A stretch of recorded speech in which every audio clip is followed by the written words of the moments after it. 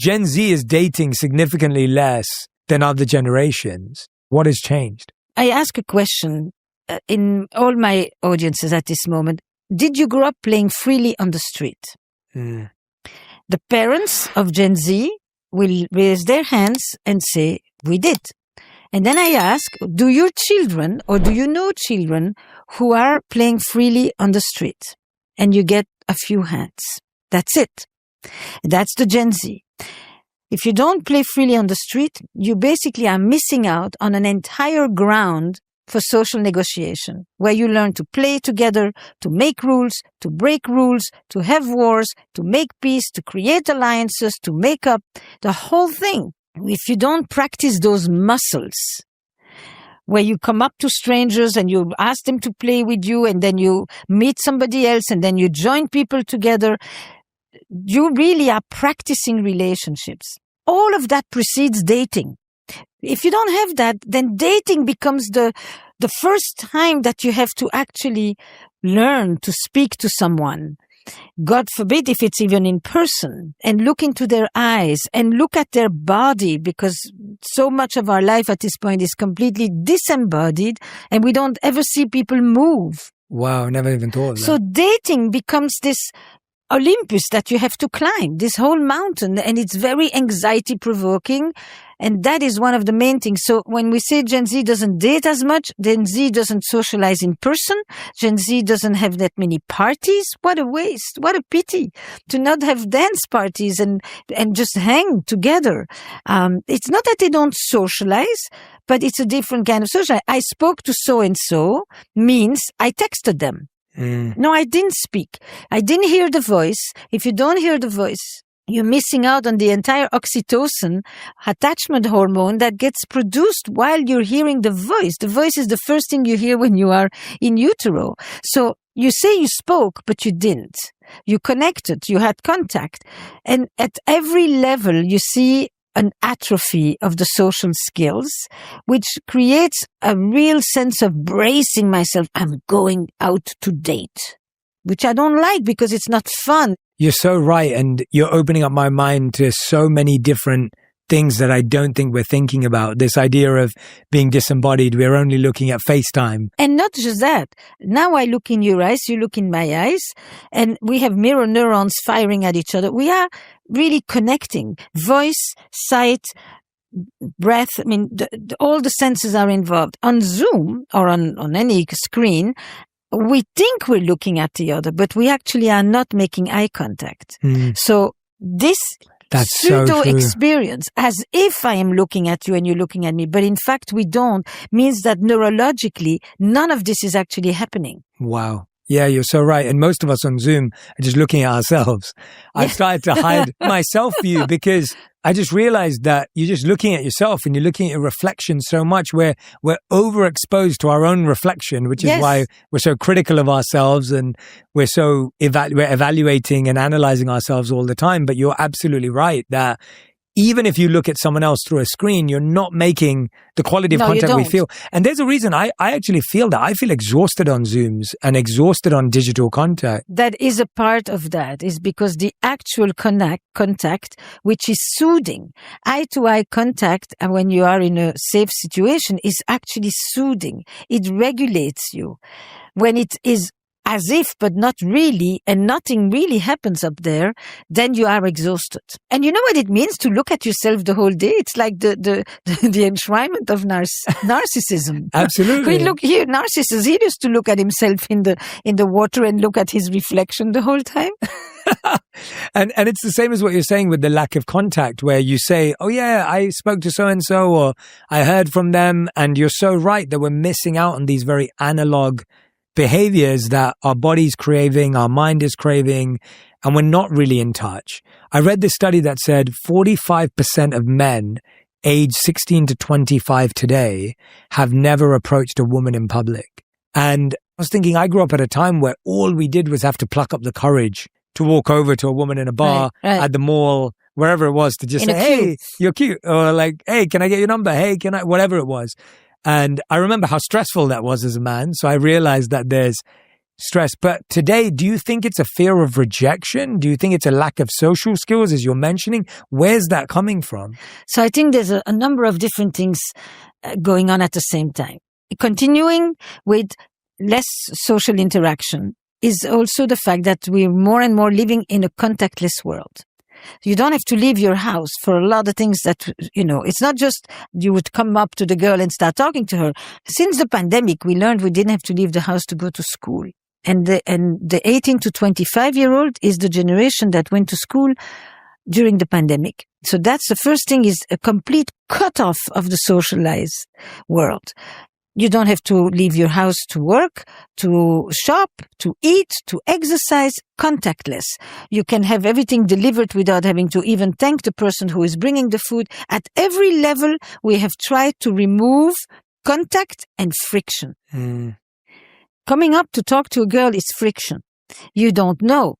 You fantasize, I'm thinking of a story that a friend of mine just told me when he was sitting on a train, and for 5 hours he saw this girl and he just was thinking, I would love to go and talk to her, but he couldn't muster the courage to go speak with her. Finally, after 5 hours, he gets up, he goes, he talks, and for the rest, they spend a week traveling together in Europe.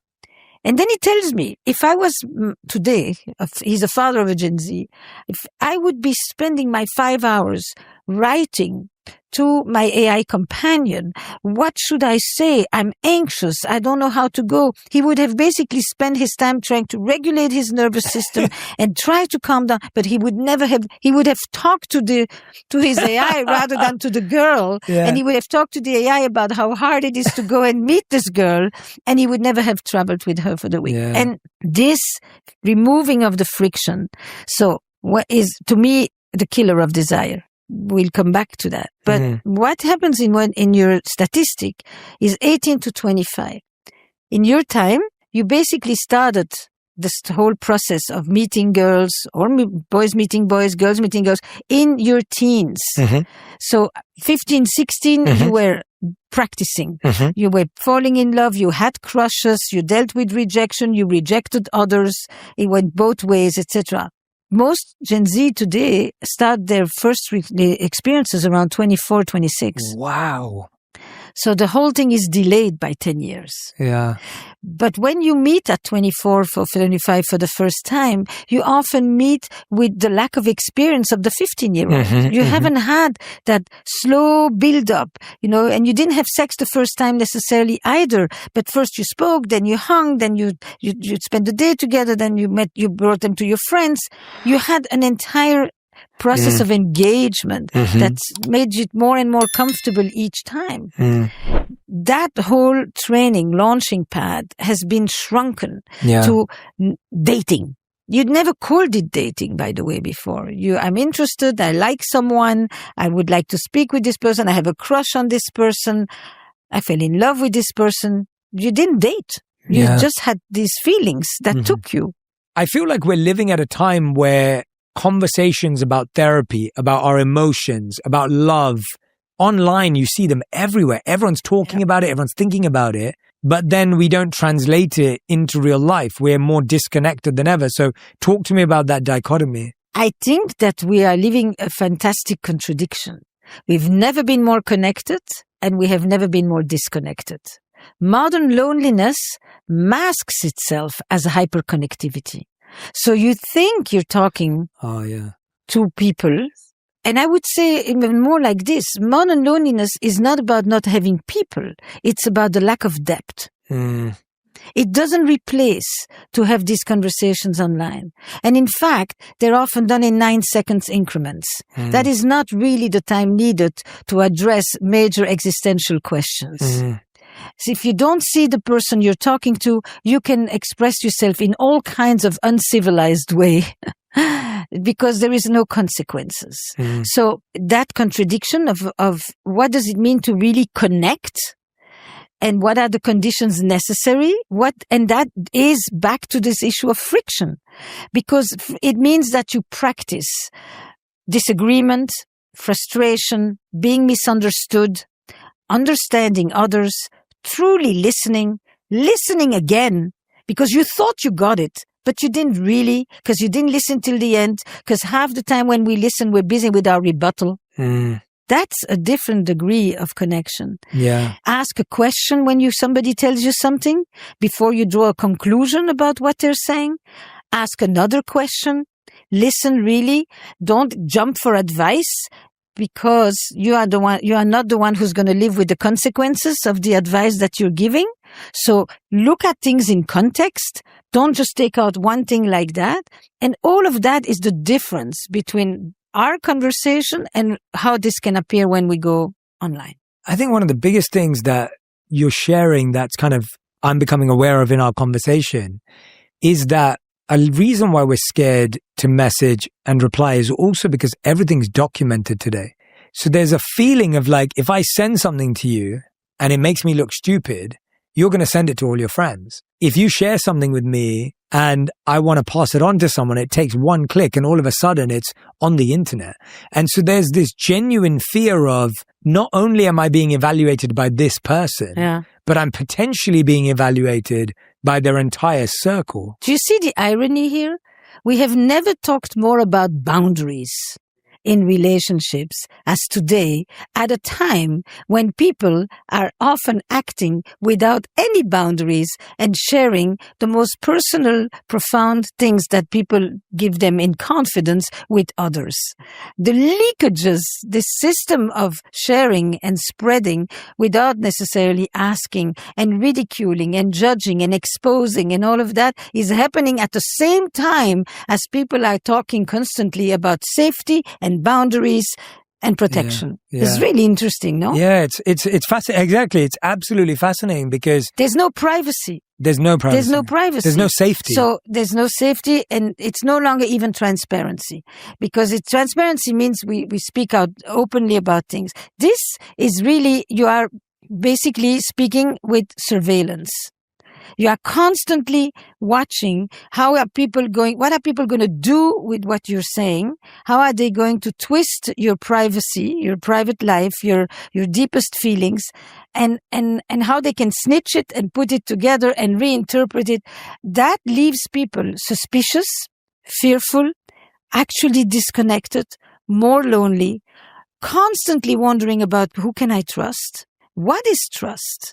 And then hoping that by having more boundaries, they can fortify all of this. But in fact, the world doesn't have the boundaries.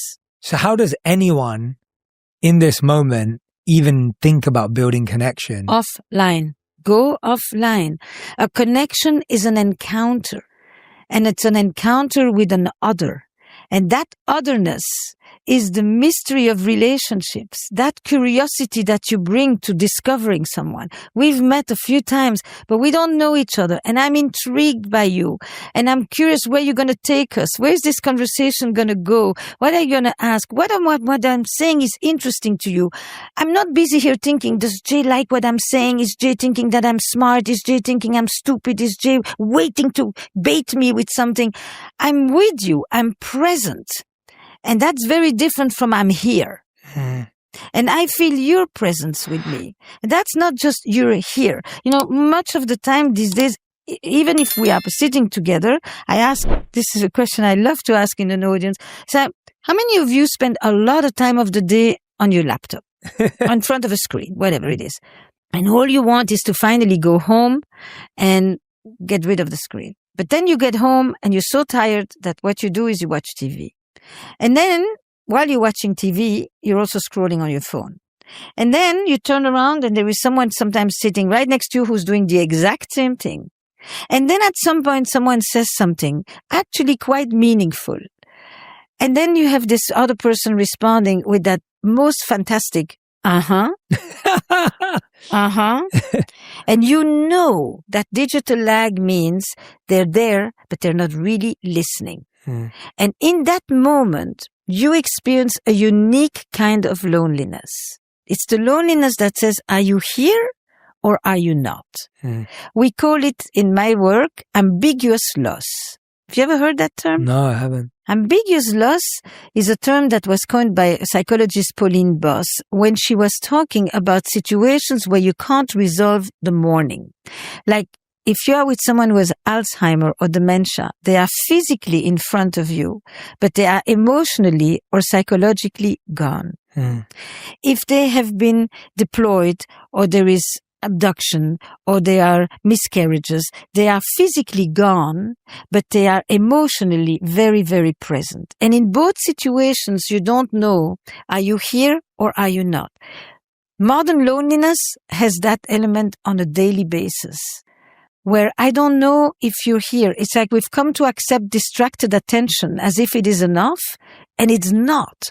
And all of those situations make us feel like I'm putting out such efforts and I feel exhausted because it's not really coming back. Yeah, it's so real. And I think that's how a lot of people feel today, that they're saying, I want to find love. We all want connection, but then the action to get it, as you said, which requires a bit of friction, which requires a bit of discomfort. There is no love story that isn't organized around overcoming obstacles. Right. The greatest love stories have an obstacle that you have to, they almost didn't gonna meet again. They never asked each other's names. The parents didn't want them to be together. The age difference was too big. What, you need an obstacle. Attraction plus obstacle equals excitement, love, desire. It is that combination. Right.